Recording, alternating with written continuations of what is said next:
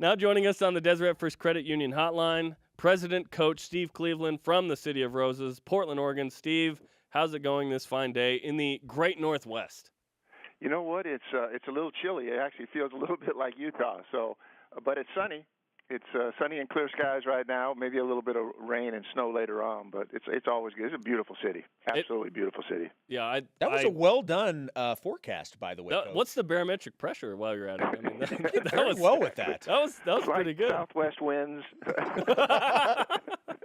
Big game for BYU. Second to last game of the season as the Cougars play at Portland, a place where BYU's had some good success. BYU has lost there. But the big story going into this one, Coach, is the status of Yoli Childs. What can you tell us about what you think could be, maybe he plays, maybe he doesn't tonight? What do you think?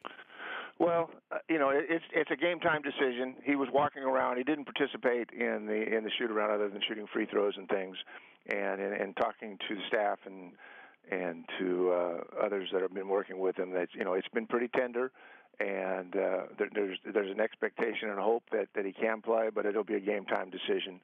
I know you start looking at this time of the year, and you start thinking about, okay, do we play him or not play him, and what are the implications of that?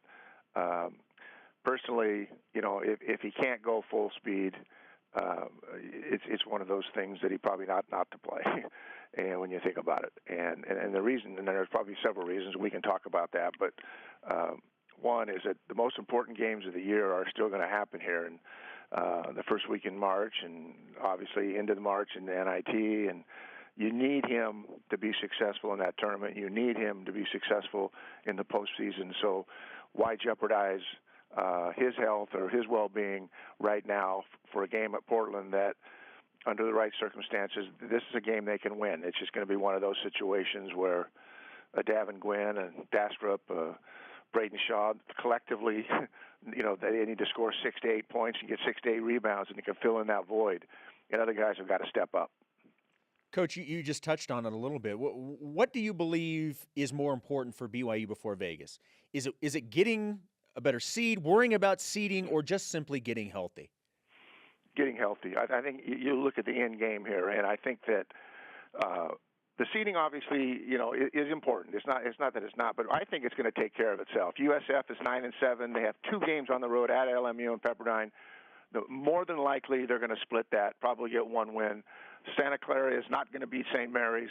They're going to end up 10-8. Who knows what USF does? They may end up splitting that as well. So it puts BYU in a position they basically break all ties. Now, losing at Portland, it could potentially impact their seed and make them a 4th seed. But I think you look long term and say it's more important for us to get healthy and be our best when it's the most meaningful moment of the year. I mean, isn't that the reason we love college basketball? Because hope springs eternal and everybody has a fresh start. You don't want to have a fresh start and have guys that are hurt that are really important to your team. So I'm going to say getting healthy, and I don't think it's going to play out where it's going to matter with the seeding. I think BYU will finish as a 3rd seed no matter what happens. If Yoli Childs can't play, who do you anticipate will start in his place? Well, Davin Gwynn, they can go small, or they could start, maybe Dastrup. I watched Dastrup yesterday. He's playing with more confidence. I know he's not ready, but, man, he has a great stroke. And if he were just to be able to maybe make a jumper or 2 in a game, he could really give them something they haven't had all year, and that's a perimeter post player they can shoot. But I would think maybe they'll go small, though I say that Portland has good size, and they have very athletic guards. But I'm not sure. They didn't really show their hand yesterday in terms of that. But those are their options. You've got Gavin, Dastrup, or Shaw, and they typically almost always start in man-to-man. And if they start in man-to-man, then they'll probably go with a big.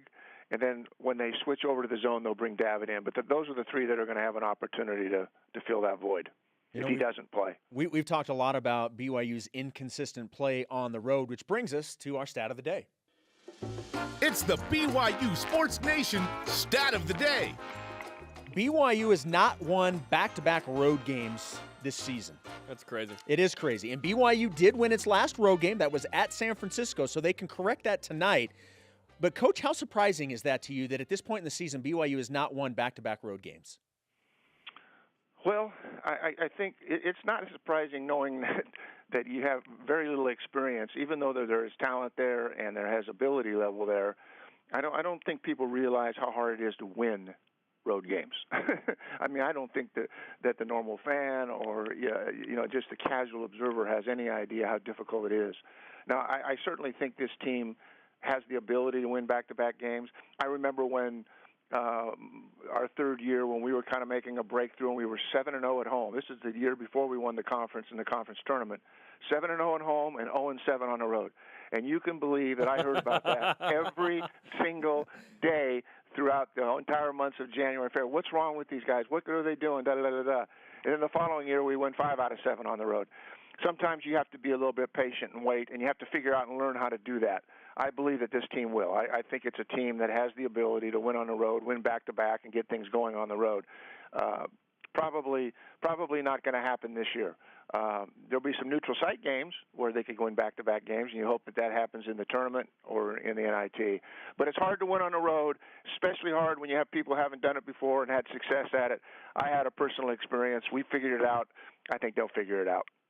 Yeah, it would help if the whole team was there the whole time, right? Yeah, exactly. And because Kyle Davis, that's chapter 1 of the injury Wait a minute, story. you need your full talent? LJ Rose, now Yoli Childs potentially tonight. I mean, this is and this team, if they win tonight, is going to get its 20th win for the 12th straight year. Coach, what does that mean for BYU basketball? That's pretty wild. Well, it's just evidence of a program that has a culture, that has recruited at a high level, that has coached at a high level, that has had great support from the administration. It's just evidence that the program's in a really good position. And that just shows that to win 12 years in a row, to win 20 games, and it is a significant thing. It's probably not as significant as it used to be when we played 5 or 6 less games and in those circumstances. But in this day and age, winning 20 games every year for 12 years is incredible.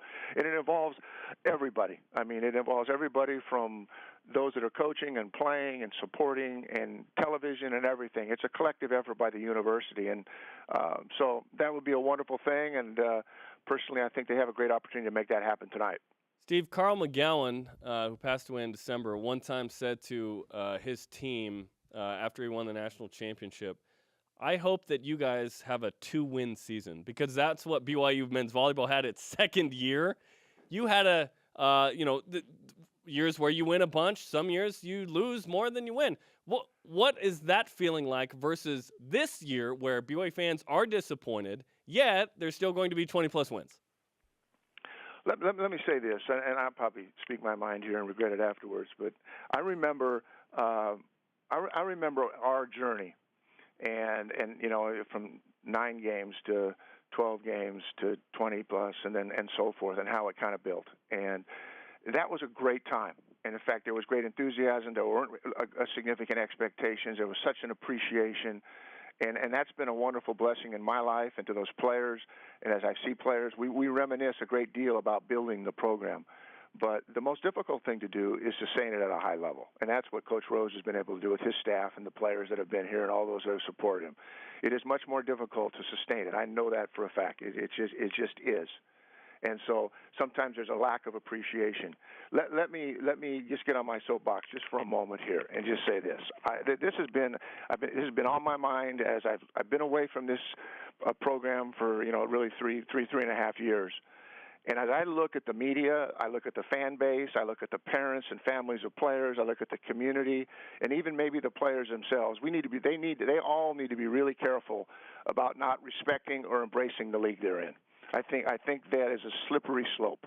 And, I think it's one of these things that we have to understand that everybody, when they're at home, is better.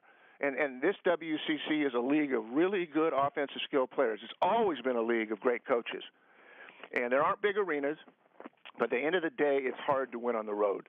And when you start thinking about the Mountain West Conference, there always seems to be that comparison. You look at the Mountain West Conference today, it's changed. You look at Vegas, San Diego State, Las Vegas, who have always been the teams that we had to beat in the Mountain West. Collectively, they're 42-41 today, finishing at 5th, 6th, and 11th place in the Mountain West today. Things change. Times change. And even though we're not in big arenas, the bottom line is Gonzaga's Kansas. I had someone tell me that this morning. I thought, you know what, you're right. We got Kansas in the league, and they've won 18 out of 20 conference championships. So I think it's time for people to start respecting this league and respecting the coaches and the players, and understand that whatever league you're in, that's the best league in the country. And you better play like it, think like it, and embrace it. And I'm talking about everybody. And I know the coaching staff does. I've had many conversations, but that's a message that I would have for everyone, regardless of what happens today, tomorrow, or as we go forward. I think the sooner we embrace, and I don't think this community's ever embraced this league. What's sad is I think sometimes with all social media and all the things that are going on, that it impacts players too. And they hear this noise, these talking heads about what this is and what that is. The bottom line is they better embrace it if they expect to win the conference championships here and do the things that I know that they all have set goals to do. Coach, let's amen. Yeah. Amen. There's a lot of truth to that. Let's focus on the matchup specifically tonight. Obviously, these two teams faced each other just a couple weeks ago. But how do you expect Portland to defend BYU tonight? And did that St. Mary's game provide any additional blueprints on how to play BYU on offense and defense? I think one of the things you do as a coach is you always watch the last film.